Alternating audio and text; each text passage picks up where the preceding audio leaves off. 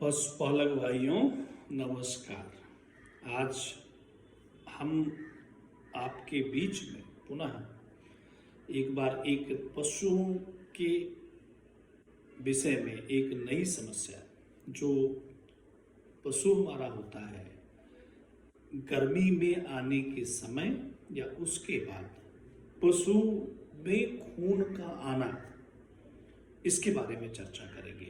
यानी गर्मी की अवस्था में, गर्मी के समय या उसके तुरंत बाद पशु के शरीर से उसके जो खून आता है उसका पशुओं के गर्भधारण पर क्या प्रभाव पड़ता है, तो इसके बारे में हम आपसे आज चर्चा करना चाहते हैं। हमारे पशुपालक भाई जो अत्यंत दुधारू पशु हैं, दूध देने वाले पशु हैं, हमारी जो व्यवस्था है कि हमें एक साल में एक गाय से एक बछिया लेना है।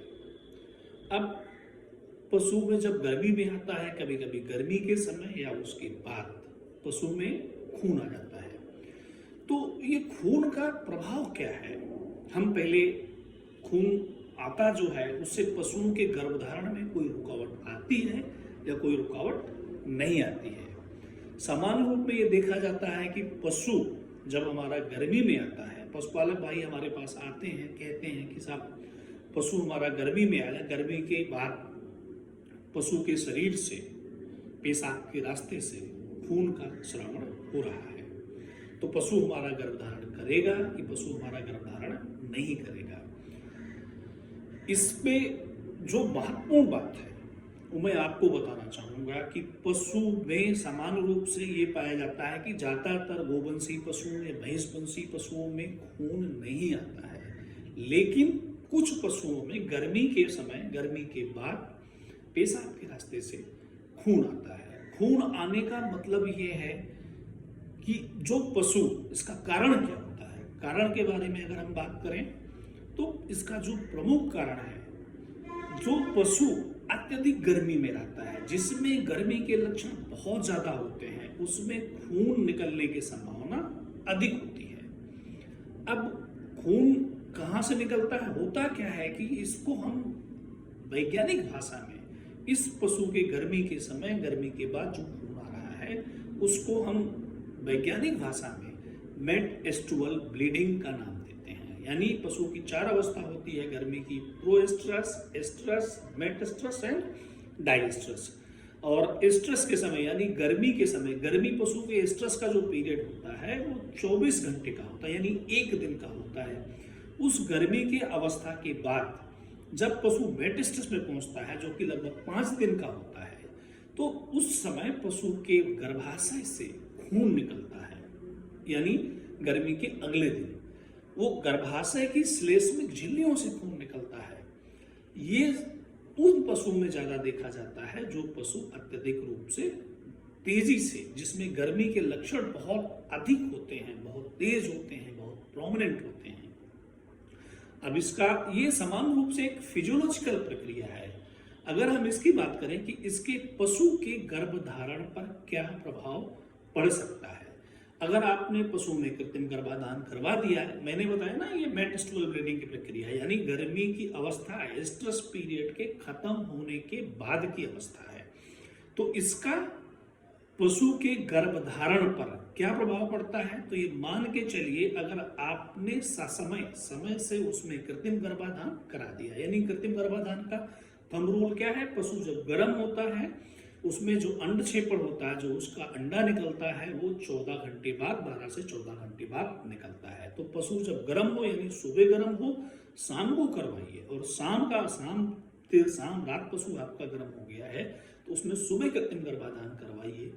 और अगर आपने समय से कृत्रिम गर्भाधान करवा दिया है और पशु के शरीर से, यानी एस्ट्रस पीरियड के बाद जब उसका मेटएस्ट्रुअल पीरियड होता है, उसमें जो खून आ रहा है, पशु के गर्भाशय से जो खून आ रहा है, पशु के पेशाब के रास्ते से जो खून आ रहा है, उसका गर्भधारण पर कोई प्रभाव नहीं पड़ेगा। ये फिजियोलॉजिकल प्रक्रिया है, इसलिए इसका गर्भधारण पर प्रभाव नहीं पड़ेगा। कभी कभी क्या होता है कि ऐसे पशुओं में, कुछ ऐसे पशु होते हैं जिसमें रुकने की समस्या, यानी पशु रुकता नहीं, आपने गर्भ धारण करवाया तो उन अवस्थाओं में पशु नहीं रुकता है। अगर आपने पशु के शरीर से खून आना शुरू हो गया तो उस समय पशुओं में कृत्रिम गर्भाधान करवाने की जरूरत नहीं है। क्यों? एक तो उसका स्ट्रेस पीरियड निकल गया। हम बात कर रहे हैं कि भाई क्यों नहीं कराना चाहिए। गर्मी में है पशु और खून आ रहा है तो उसमें कृत्रिम गर्भाधान क्यों नहीं कराना चाहिए। अब कृत्रिम गर्भाधान हमने आपको बताया कब कराना चाहिए, स्ट्रेस पीरियड में। अंडक्षेपण कब होता है? 12 घंटे बाद होता है गर्मी के। और पशु शरीर में जो अंडा होता है वो 18 से 24 घंटे तक जिंदा रहता है। अगर गर्मी की अवस्था मेटस्टूअल ब्लीडिंग हो गई, मेटस्टूअल ब्लीडिंग शुरू हो गई, यानी स्ट्रेस का पीरियड खत्म हो गया है, उस समय जिस समय खून आ रहा है उस समय कृत्रिम गर्भाधान अगर आप अपने पशु को करवा रहे हैं तो कृत्रिम गर्भाधान के समय पशु के गर्भाशय में गंदगी जाने की संभावना बन जाती है। एक तो ये नुकसान होता है। दूसरा, आप चूंकि समय अब उचित नहीं है, आपने देरी कर दी, आपको स्ट्रेस के समय यानी उस समय कराना चाहिए था, तो रुकने की संभावना कम होती है। उस अवस्था में अगर आप कृत्रिम गर्भाधान कराएंगे तो आपका पशु गर्भधारण नहीं कर पाएगा।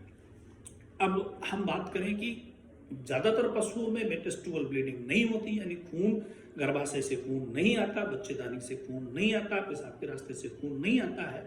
तो ऐसे पशु जिसमें खून आ रहा है उससे बचने के लिए हम क्या करें? हमने बताया आपको कि जो अधिक गर्मी में पशु है उसमें से खून आता है। अब इससे हम इसका बचाव भी कर सकते हैं कि जो मेटस्टूअल ब्लीडिंग हो, एक तो उसका नुकसान नहीं है। अगर आपने ससमय गर्भाधान करवा दिया है तो ये एक मिथ है कि वो पशु जो है उससे नुकसान होगा। एक नॉर्मल प्रक्रिया है, एक हार्मोनल प्रक्रिया है, उसमें जिसमें एस्ट्रोजन हार्मोन ज्यादा होता है और प्रोजेस्टेरोन हार्मोन बैलेंस करता है। जिस पशु में जो एस्ट्रोजन के कारण ज्यादा तेजी से गर्मी में आता है उसमें मेटस्टूअल ब्लीडिंग के चांसेस ज्यादा होते हैं। अब आपको करना क्या है? जिस समय आप कृत्रिम गर्भाधान करवाएं, पहले पशु को गर्भ धारण करने के लिए, अगर आपका पशु बार बार ब्लीडिंग कर देता है और गर्भ धारण नहीं कर रहा है, इस समस्या में, इस अवस्था में, मैंने बताया आपको कि तो प्रभावित नहीं करता। अगर उसके बाद भी आपको लगता है कि पशु बार बार गर्भ धारण करवा रहे हैं और बार बार ब्लीडिंग हो रही है, तो गर्मी के समय आप कोशिश करिए जैसे पशु गर्मी में आए, यानी स्ट्रेस के समय 24 घंटे में पहले 8 घंटे बाद करवा दीजिए, 10 घंटे बाद करवा दीजिए और एक बार दोबारा उसमें कृत्रिम गर्भाधान करवा दीजिए, यानी 24 घंटे के अंदर 12-12 घंटे के अंतर पर 2 बार करवाइए। और पहली बार जब गर्मी में आए तो पशु चिकित्सक की सलाह से, नजदीकी पशु चिकित्सक से सलाह लीजिए। उसमें हार्मोन, ज्यादातर जेनारेच हार्मोन का इंजेक्शन, वो 20 माइक्रोग्राम जो प्रिपरेशन हमारी मार्केट में उपलब्ध है, इसमें से जो बोसरेलिन एसीटेट है, जेनारेच के नाम से जाना जाता है, उसका इंजेक्शन 2.5 ml